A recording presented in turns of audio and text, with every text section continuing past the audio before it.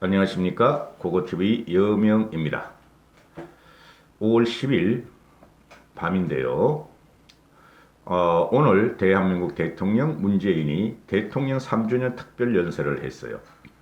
이것도 역시 모든 공중파, 모든 종편, 모든 연합 뉴스 채널에서 동시간대에 다 방송을 했는데요. 땡전 뉴스도 아니고 땡문 뉴스를 언제까지 우리가 봐야 할지, 그것이 우리의 삶을 갖다가 고양시키고 또는 우리의 삶을 풍요롭게 하고 국가 재정을 튼튼하게 하고 국민의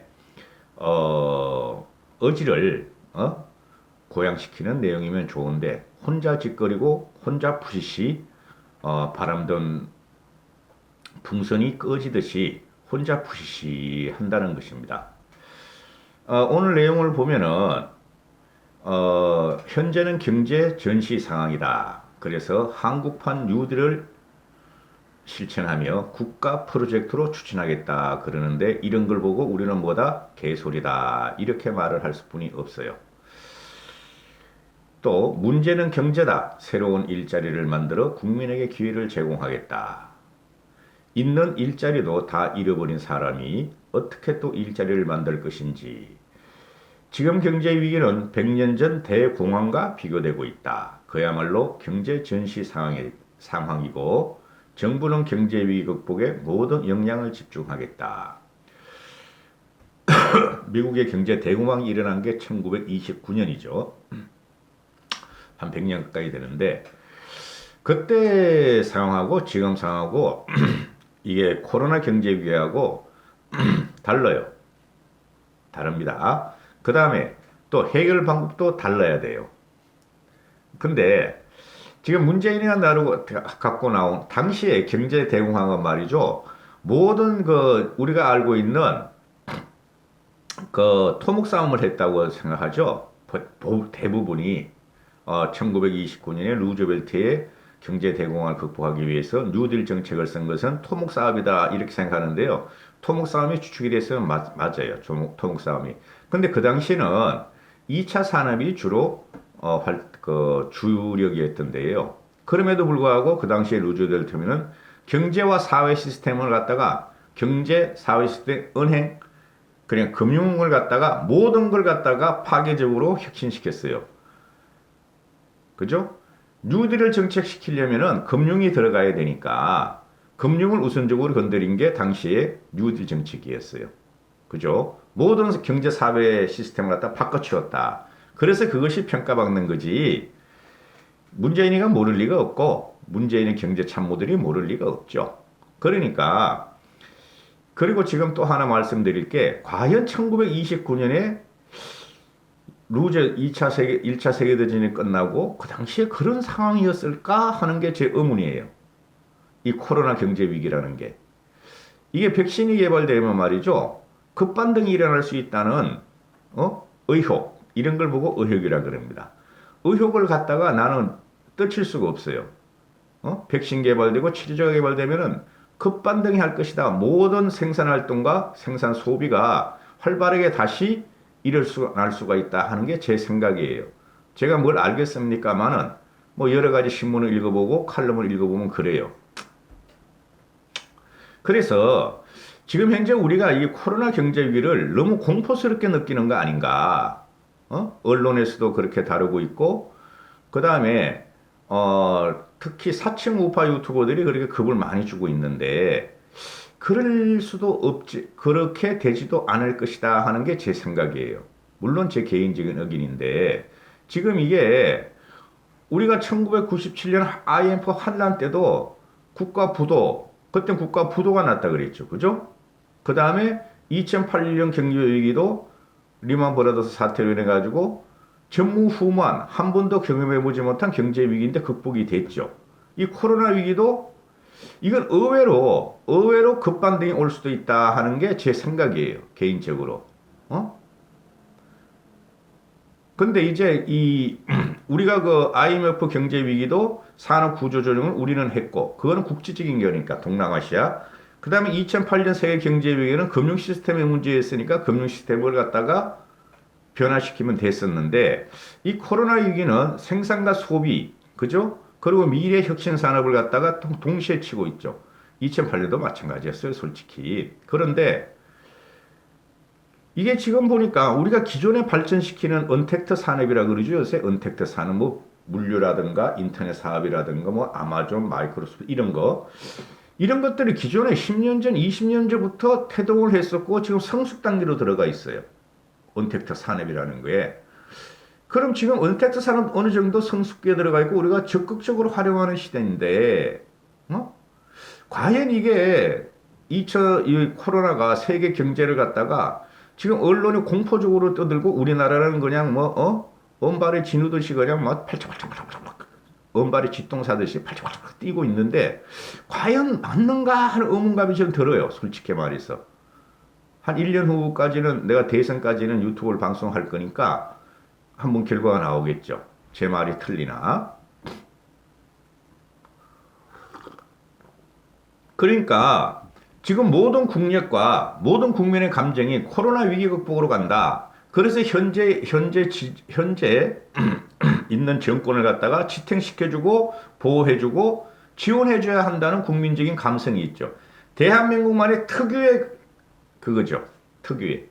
그죠? 저 이탈리아 같은 데 봐도 이탈리아가 지금 세계적으로 제일 많이 확진자가 나오고 제일 많이 코로나 사망자가 나옴에도 불구하고 이탈리아 총리도 71%야. 지지율이. 근데 우리나라도 71%야. 그래서 국가적인 재난이나 세계적인 재난이 닥쳤으면은 현재의 지도자를 갖다가 모두 보호하고 지원을 해주는 게 모든 나라 똑같은 심성인데 우리나라 같은 경우는 지금 너무 선전선동 프로파간다가 심해지고 있다. 집권 세력과 대통령에 의해서. 이게 과연 100년 만의 경제 위기인가? 제 말씀드렸고 그리고 한국판 뉴딜 국가 프로젝트 이런 걸 한다 그러는데 이게 문재인이가 나오면 2년 만에 할 수 있는가의 문제고 그 다음에 과연 이게 실행이 가능할 것인가 문제인데 자 여기서부터 이제 비판을 가하고 까보기 시작하겠습니다. 까겠습니다. 이때까지 문재인 3년 동안 그죠? 한 120조 올해까지 가면 올해도 아니야. 한 120조 정도의 재정이 늘었다. 국가 부채가 늘었다. 그죠? 그런데 그 돈을 헌 적이 없고 3년 동안 경제는 더 망가지고 폭망했었다. 코로나 위기 전에도 우리 경제는 쑥밭이 되었었는데 이제 코로나 경제 위기가 오면서 이 경제가 지탱하기 힘들었다. 과거 3년도 보면은 우리가 이명박 박근혜 시대 때 9년 동안에 차근차근히 쌓아놓고 국가 잠재적인 역량을 갖다가 축적해놨기 때문에 그죠? 쉽게 말해서 펀더멘탈을 쌓아놨기 때문에 그거 가지고 문재인이가 견뎠다. 향후도 마찬가지다. 무슨 말씀이냐면은 부자가 망해도 3대는 먹고 산다 이런 거 아니에요. 이명박 박근혜도 9년 동안 알뜰살뜰하게 모아놓고 알뜰살뜰하게 펀더멘탈을 쌓아놨던 것을 지금 문재인이가 거기에 대해서 근근히 지탱하고 있는데 그럼에도 파괴적인 경제가 계속되고 있었다. 코로나가 쳤다. 그럼 코로나가 쳤는데 얘네들 지금 허둥지둥 하는 거다. 그러면은 이 정권이 과연 이때까지 시행해온 정책에 의해서 코로나를 극복하고 뉴딜 정책을 갈 것인가의 문제인데 불가하다. 고고TV 생각은 불가하다. 왜? 소득주도 성장이라는 것은 소득주도 성장과 52시간제는 그게 악성으로 대한민국 경제에 악영향을 미쳤는데 그죠? 이 사람은 지금 말하기를 52시간제 유지하고 소득주도 성장도 그대로 유지하며 우리 노동자를 대한민국 주체 세력으로 키우겠다. 바꿔버렸다. 이렇게 되니까 안 될 것이다. 그리고 이 사람이 뉴딜 정책을 한다는데 그 돈은 어디서 나오나? 이때까지 우리가 120조를 써가지고 3년 동안 경제를 망쳤음에도 향후 또 얼마를 쓸 것인가? 지금 우리가 그 국가 GNP 대비 부채 비율이 41.5%까지 끌어올려 놨는데 문재인이가 이 박근혜 전까지는 39%, 38%였는데 이걸 45%, 60%까지 끌어올렸다는 건데 결국은 그 뉴딜 정책을 하는 것은 돈을 갖다 국채를 발행하겠다는 소리다. 오늘 나왔죠. 1인당 국민소득이 1인당 국가 빚이 1,500만 원인데 올해는 1,600만 원, 1,700만 원까지 간다. 그럼 4인 가족 꾸면은 우리가 국가에 갚아야 할 돈이 6천만 원이다. 7천만 원이다. 이렇게 되는 것이죠. 그죠? 그러면은 국민한테 돈을 빌리는 게 아니고 해외한테 돈을 빌려서 국민한테 뒤집어 씌우고 그 돈으로 뉴딜 정책을 하겠다 그러는데 여기서 하나 중요한 게 뭐냐면은 향후는 대한민국의 이제는 선진국 반열에 들어갔으므로 선진국 경제체제에 들어갔으므로 성장률이 과거와 같이 5%, 6%, 10%가 나올 리가 없다. 그래서 현재 잠재 성장률이라는 건 3.4%, 4%쯤 되는데 잠재 성장률이라는 게 뭐냐 하면은 우리가 3.4%를 성장해야지 작년과 마찬가지로 똔똔이다. 마이너스가 아니라는 소리다. 근데 이 사람이 지금 한 건 작년에 2% 갖다 맞췄다. 그러면은 잠재 성장률 3.4%는 마이너스 1.4%다 이렇게 생각하셔야 돼요. 무슨 말씀인지 아세요? 그렇게 되는 것이고 그럼 향후도 우리가 얘가 아무리 돈을 갖다가 퍼분다 그래가지고 1929년에 제2차 산업이 주력일 때 100년 전의 산업, 100년 전에 미국도 10%, 20% 성장할 때고 그때 뉴딜 정책이 먹혔다. 근데 지금은 먹히질 않는다. 말씀드렸죠. 선진국 경제라고 3차 산업, 4차 산업으로 가면 그 경제 성장률은 미미하게 올라가지 절대 푹푹 뛰질 않는다. 그리고 중국은 계속 떨어지고 있다. 성장률이. 4차 산업은 중국이 우리를 압도함에도 불구하고 떨어지고 있다. 그래서 현재 어떻게 되느냐.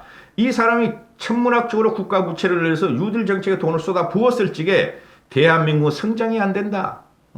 성장이 안 되면 어떻게 되느냐. 그 돈은 그대로 우리가 빚으로 부담하고 국민이 또 우리 후세대로 해서 10년, 20년 갈 필요도 없어요. 4, 5년 후만 보면 돼.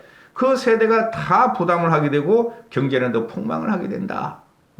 그래서 이 사람은 지금 하는 것이 이 뉴딜 정책을 쓰겠다는 것은 국가의 빚을 늘리는 재정 정책을 쓰겠다는 소리인데 이론은 맞지만은 현실적으로 성장은 안 되고 결국은 국가 빚만 늘고 국민은 더 고통에 빠진다 하는 게 고고티브의 지론이에요.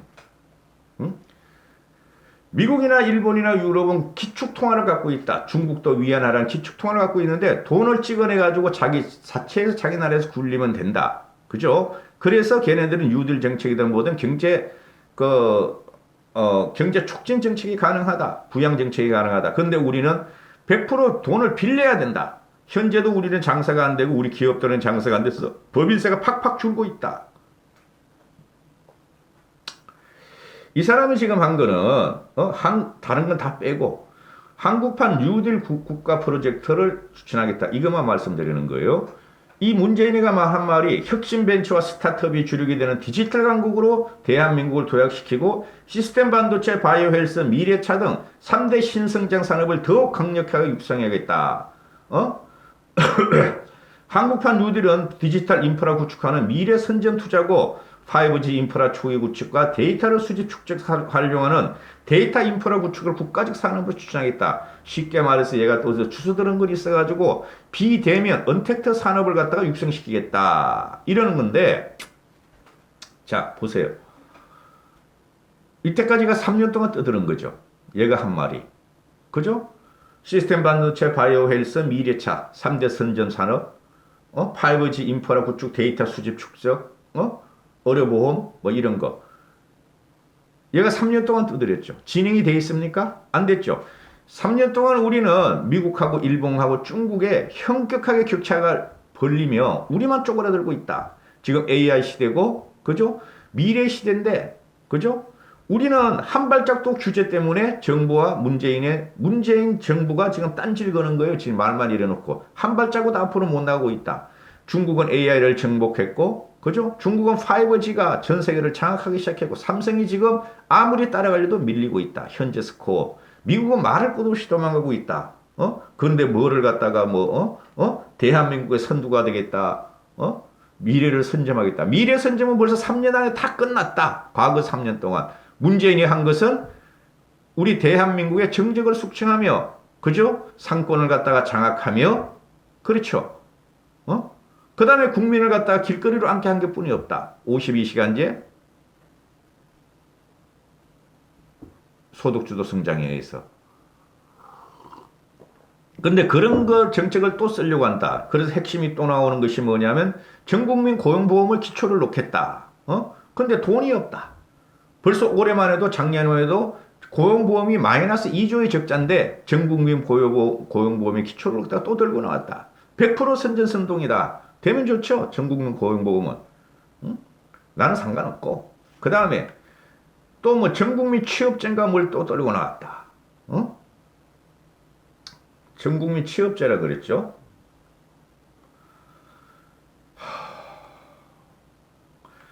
전국민 취업 지원 제도를 도입하겠다. 그래서 뭐 영세업자, 자영업자 사겠다. 돈이 있어야 하는 거 아니냐. 그러면 전국민 취업 지원 제도나 전국민 고용보험제가 나오면은 수십조, 수백조가 될 텐데 결국은 이렇게 계속 가다 보면은 국민들은 내가 노력 안 해도 돼요. 노력 안 하다 또 장사를 하다가 실패했어요. 그러면 국가에서 돈을 주니 이런 거야말로 남미형으로 가는 것이 아닌가. 근데 남미 그 페론이라 말이죠. 베네수엘라 차베스 같은 경우 뭐가 있었어요? 자원이라도 있어요. 자원이라도. 걔네들이 뭐 항공 수출하고, 선박 수출하고, 자동차 수출하고, 석유화학하고, 철 수출하고, 이래가지고 된 나라가 아니잖아요. 30년 전에 선진국이었으니까 남미가 자원이 있었고, 관광이 있었고, 미국하고 인접해 있었는데, 우리는 지금 첩첩산중 미국하고도 이상하게, 관계가 안 좋고, 일본하는 말이죠. 완전히 등지고 있고, 중국하고도 어떻게 될지 모르 이런 상황에서 돈만 퍼부고 이렇게 되면 우리는 결국은 남미형으로 가는데 과거 30년 남미는 재정이라도 있었어요. 근데 우리는 재정도 지금 없다. 이거 뭐 반도 못했네 또. 그래서 문재인 대통령이 추구하는 이 한국판 뉴딜 국가 프로젝트는 뻥이다. 뻥이고 쇼다. 빅쇼다. 쏙지 말자 이렇게 되는 것이죠. 그리고 이 사람들이 지금 한 게 뭐야? 이때까지 온 게 한 253조를 퍼부었어. 이때까지. 코로나 이후에 253조를 돈을 재정을 풀어가지고 대기업한테도 지원하고 일반 기업한테도 지원하고 자영업한테도 지원하고 국민한테도 지원하겠다 그랬는데 253조. 그런데 이게 다 중복이 된 거야. 실제적으로 50조 뿐이 투입을 안 했다. 1차 추경, 2차 추경으로.